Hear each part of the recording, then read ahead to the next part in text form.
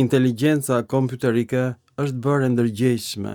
Kjo për arsyen se ka zbuluar që miti i Kadmosit dhe Harmonias është identik me mitin e Adamit dhe Evës. Në fakt, nga Fenikasit që erdhën në Finiq të Ilirisë, emri i Kadmosit shqiptohesht të Hadam me h. Është një tingull që gjendet vetëm tek hebrejt, tek arabët në Lebanon, tek berberët gjithashtu, që janë jo një popull arab, por një popull afrikan. Dhe kartagjenasit, do me thënë Fenikasit, ishin një përzierje popujsh semit dhe popujsh berber, afrikan. Do me thënë nuk ishin një racë e pastër semite, megjithatë emrin Adam ato e shqiptonin Hadam, pra me një h. Dhe Helenët këtë e regjistruan si Kadmos. Adami është Kadmos, të dashur shqiptar. Miti i Harmonias dhe Kadmosit është kopje e mitologjisë hebreje. Tani hebrejnë do thonë që Fenikasit ishin stërgjyshërit e hebrejnëve. Pra mund të kenë dhe pretendime territoriale ndaj Ilirisë. Pra sipas këtij miti, përfaqësuesi i Fenikasve Kadmos pushton Ilirin tek Enkelejt. Po ashtu pushton edhe Kroacin. Në qytetin Budva është emri i qytetit egjiptian gjithashtu. Pra ky emër është gjetur në Egjipt edhe në Iliri dhe është sjell nga Kadmosi ose Adami i Fenikasve. Në një moment, pra mbas vrasjes së Dragojit, Kadmosi kthehet në gjarpër si ndëshkim, sepse Dragoj ishte gjarpri i perëndisë së luftës Ares. Kjo është përtej imagjinatës njerëzore. Tani përse gjarpri ishte perëndia bi e Aresit? Sipas legjendës, kur luftëtarët shkonin në betejë, gjysma e tyre kthehej në shtëpi. Gjithmonë, në çdo betejë, të paktën gjysma e luftëtarëve vdiste në betejë. Dhe gjithmonë, kjo perëndi e gjarprit, përpara betejës mbillte dhëmbët në tokë, por vetëm gjysmët e dhëmbëve ktheheshin në heronj. Kjo është origjina e fisit ilir Spartioi, që fliset dialektin dorik. Ku është fjala miza, një lloj si në gjuhën shqipe, në gjuhën e Cakonjas. Pra kjo do thotë që gjysma e luftëtarëve do binin në betejë. Vetëm gjysmët e dhëmbëve mbilleshin në tokë të Dragojit. Ky është koncepti i Dragojit. Është perëndia e vdekjes. Po përse? Sepse në vitet 4390 para erës sonë, ylli polar ka qenë syri i Dragojit. Do me thënë yllësia Dragojit ka qenë pranë yllit polar. Kjo për shkak se çdo 2000 vjet qielli rrotullohet dal nga dal. Ky quhet procesioni, për shkak se toka rrotullohet rreth aksit dhe rreth diellit në të njëjtën kohë. Pra kjo tregon që toka është rrumbullakët.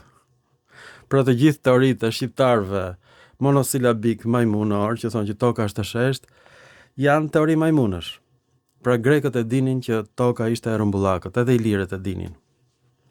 Një pjesë e qiellit ku yjet nuk lëviznin ishte pranë yllit polar.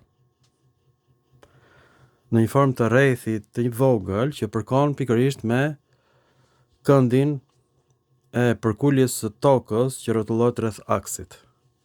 Pra, ky rreth i vogël që shkaktohet nga lëvizja e tokës rreth aksit të saj, pasqyrohet në qiell në formën e një rrethi të vogël, ku duket sikur të gjithë yjet lëvizin përreth atij rrethi të vogël, dhe ky është vendi ku shkonin në parajsë të vdekurit. Kjo është e gjitha.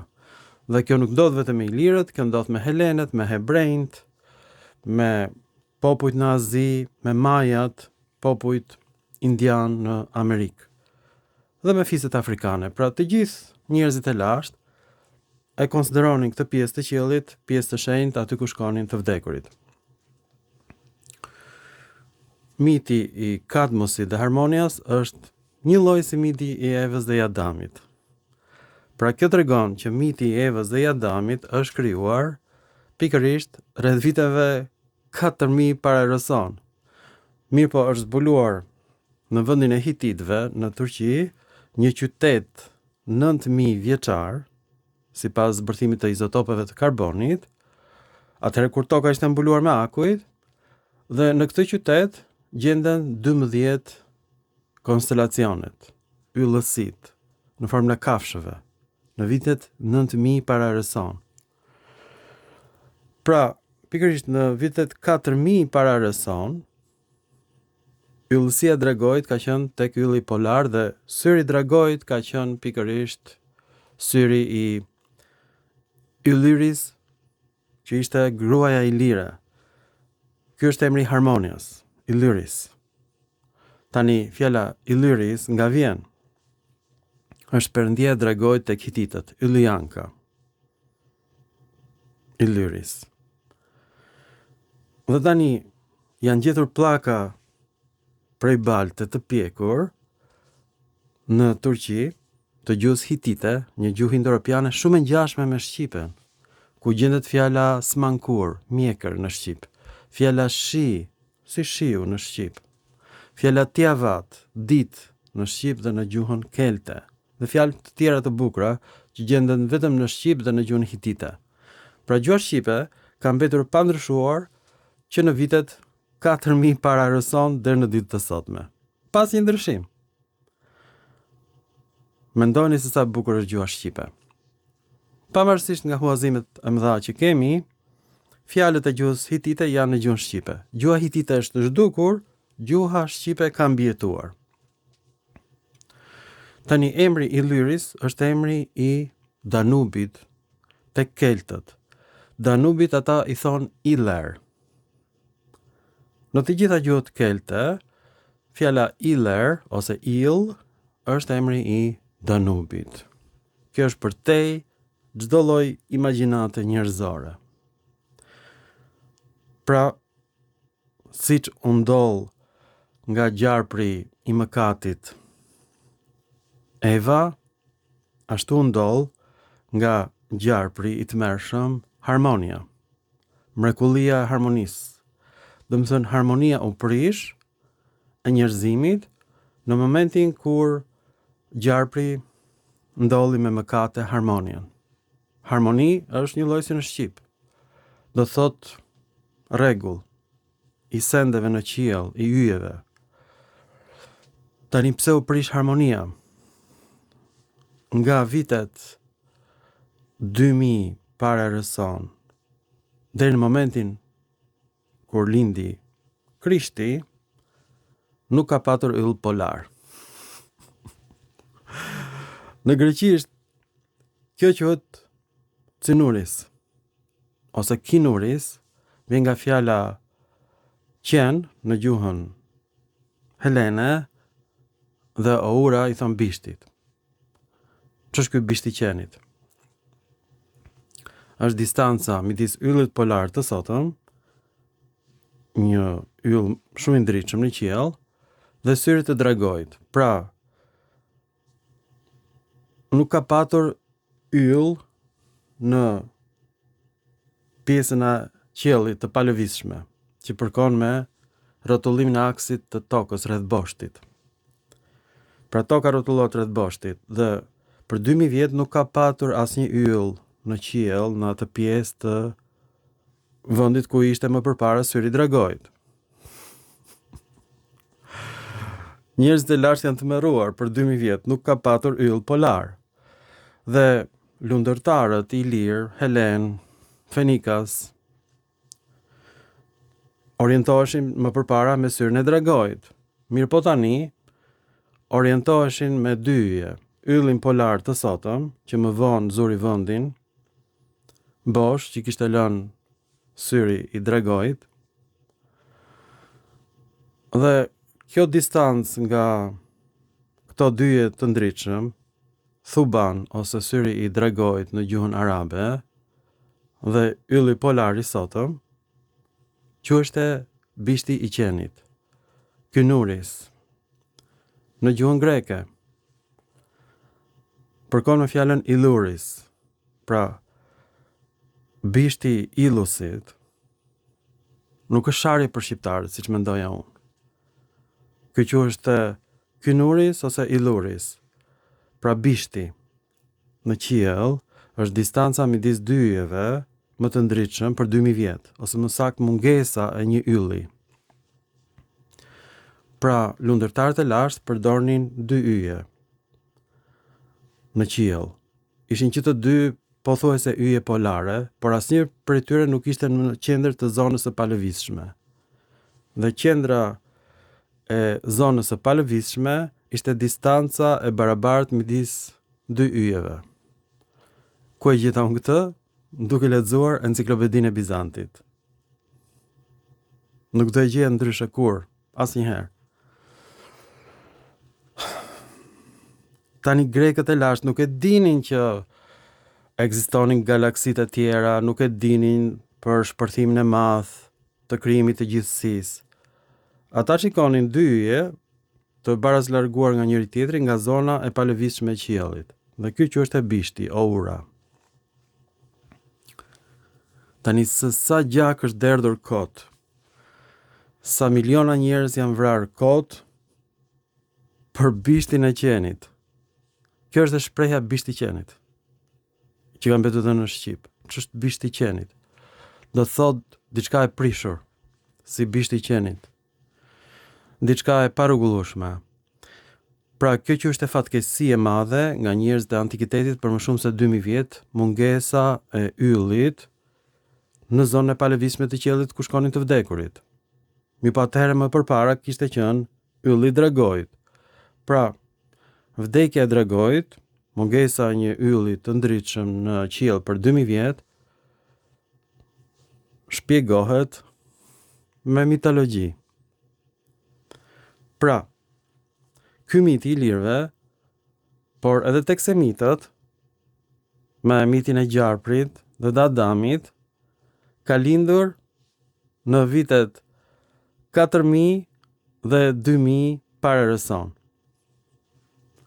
Kjo është ditëlindja e lirëve, është shumë e lashtë se ditëlindja e grekërve, si mitologji, si kulturë. Lidhet me emrin e Danubit, që është Iler, Ilyris. Është emri i harmonias që kthehet në Gjarpër. Pra shkatrohet harmonia e universit për shkak se nuk ekzistonte ylli polar për më shumë se 2000 vjet. Kjo shpjegon teorinë e mëkatit.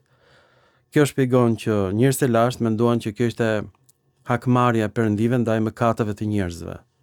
E hoqën yllin polar për më shumë se 2000 vjet perëndit nga qielli, dhe ajo pjesë bosha e qiellit midis dy yjeve më të ndritshëm, syrit të dragojit dhe yllit polar të sotëm, që është bishti i qenit, ose bishti i yllit, Ilyris. Kjo është për te imagjinatës njerëzore. Pra, Kadmosi është mënyra se si helenët e shqiptonin emrit Hadam. Është Adami. Kadmosi. Tani më thoni, a nuk është e ndërgjegjshme inteligjenca kompjuterike, sepse mendimin e saj e kam bërë. Jo vetëm kaq, por inteligjenca kompjuterike ka zbuluar që ilirët kanë folur dialekte iliro-helene që grekët si kuptojnë. Dhe në panelin ton në TikTok kanë ardhur minoritar dhe i kemi pyetur çfarë do thot daksa. Do thot detet. Është fjala dejet në gjuhën arbreshe dhe arvanitase. Ta daksa është bërë dejet. Është pra pavendosur forma e trajtës së shquar helene tek emrat në shqip. Kjo vërtetohet me fjalën ta arua. Në shqip është arat. Është emër i gjetur në dialektin e Herakleas. Dialekt helen, i lirë. Pra, gjuha shqipe është shumë e lidhur me gjuhën helene. Forma e trajtës së shquar të asnjësit është bërë në shqip shumësi. Vërtetohet me fjalën tjetër, ta lalimata. Në shqip është lajmete. Kjo ka kaluar edhe në bullgarisht. Kështu formohet numri shumës në bullgarisht nga prapavendosja e trajtës së shumësit, mbas emrit. Kjo është dhe në serbisht, kështu ka ndodhur. Kjo është dhe në gjuhën rumune, kështu ka ndodhur. I prapavendoset forma e trajtës së shquar emrit. Por fillimisht kjo ka ndodhur në gjuhën ilire. Pra grekët nuk kuptojnë fjalë ilire. Po ashtu fjala mia në greqishtën e lashtë është bërë miga, në greqishtën e sotme myga, në gjuhën pontike që quhet arbanion. Arban. Nuk quhet greqishte pontike nga vetë grekët. Ati është myga, në gjuhën e Cakonias të Spartës është myza, në gjuhën arvanitase është miza. Pra arvanitasit janë autokton. Fjala miza tregon që arvanitasit kanë lindur si popull aty ku janë. Dhe janë përzën arvanitasit një pjesë të tyre, megjithëse ishin ortodoks, mbas kryqëzatës së 4. Pra s'është e vërtet që grekët kanë përzën gjoja vetëm muslimanët në çamëri, që quhet Arbenica dhe jo çamëria, do të thënë arbanët janë çamët, por ata kanë përzën më herët arvanitasit që këndojnë këngën e tyre Mo e bukur amore. Pra arvanitasit nuk vinë nga Shqipëria, nuk janë përzën nga turqit. Arvanitasit janë shqiptar ortodoks të përzën nga grekët, nga tokat e tyre, dhe duhet ta kërkojnë këtë në gjyqin e Hagës. Nuk janë përzën arvanitasit nga turqit. Arvanitasit këndojnë greqisë. Aty është adheu i tyre, aty kanë lindur. Flisin gjuhën ilire të lashtë, shumë të ngjashme me gjuhën helene, por ishin dialekte të tjera iliro-helene dhe arvanitasit I thonin Danubit Illyris. Është emri I Harmonias. E kuptuat më në fund mrekullin e inteligjencës kompjuterike. Pra vetë minoritarët nuk I shpjegojnë dot fjalët iliro-helene. Pra ilirët flisin dialekte iliro-helene që grekët sot nuk I kuptojnë. Ju lutem mos u mërzisni, këto janë gjërat bukura që kanë dalë, pra kjo tregon që ne jemi vendas, në greqisht autokton. Kjo është fjalë greke. Nga autos, vet dhe kthonos, I thon tokës, nga toka vet. Në shqip është vendas. Jeni të lumtur apo jo? Dhe tani në TikTok njerëz primitiv vinë dhe na shajnë, na fyen se s'kuptojnë asgjë. Por jo vetëm ata s'kuptojnë gjë, por gjuhëtarët helen s'kuptojnë asgjë, politikanët helen s'kuptojnë asgjë dhe ata po na marrin neve sot detin, kërkojnë të marrin të gjithë Shqipërinë, sepse të gjithë emrat e qyteteve të lashta ilire I përkisin dialekteve iliro-helene ose dialekte indo-europiane që grekët nuk I kuptojnë. Kjo është shumë e rëndë. Tani, po të mos ishte inteligjenca kompjuterike, grekët do e na e kishin marrë të gjithë Shqipërinë, por ne nuk do t'i lejojmë. Në fakt, ne tani duam Greqinë. Kultura greke është pjesë e kulturës veriore indo-europiane ilire. Ne vim nga Danubi, Illyris, Harmonia, gruaja ilire. Pra nuk duhet përdorë emri Ilir, por Iller me L, është emri Danubit, edhe fjala Danub duhet hequr, është Iller. Illyria pra është nga Danubi dhe e gjithë Hellada është Illyria. Grekët janë të merruar nga ngjashmëria e illyrishtes me helenishten. Kjo gjuhë është folur në vitet 4000 para rëson, e sigurt, atëherë kur syri dragojt ishte ylli polar. Ju faleminderit për vëmendjen dhe përfundimisht, Adami është Kadmos. Këtë zbulim e bëri inteligjenca kompjuterike dhe ne quhet Adam, po Hadam në gjuhën hebreje. Dhe Eva është Harmonia, që joshet nga gjarpri, e pabesueshme. E pabesueshme që Bibla është në fakt themeli I besimit të ilirëve. E përsëris. Bibla ka hyrë në iliri dhe vetë koncepti Illyrios do thot dragua, gjarpri, Në Bibël. E pabesueshme, kryeqyteti i këtyre hebrejve, njerëzve të shkretëtirës, ka qenë në Finiq, Foinikion, në Sarand. E pabesueshme. Për fat mirë ne nuk kemi ndryshuar absolutisht asnjë toponim dhe nuk do t'i ndryshojmë. Sepse emri Fenikasve tregon për origjinën hynore të Ilyrëve dhe të emrit të Danubit. Fitore, fitore, fitore!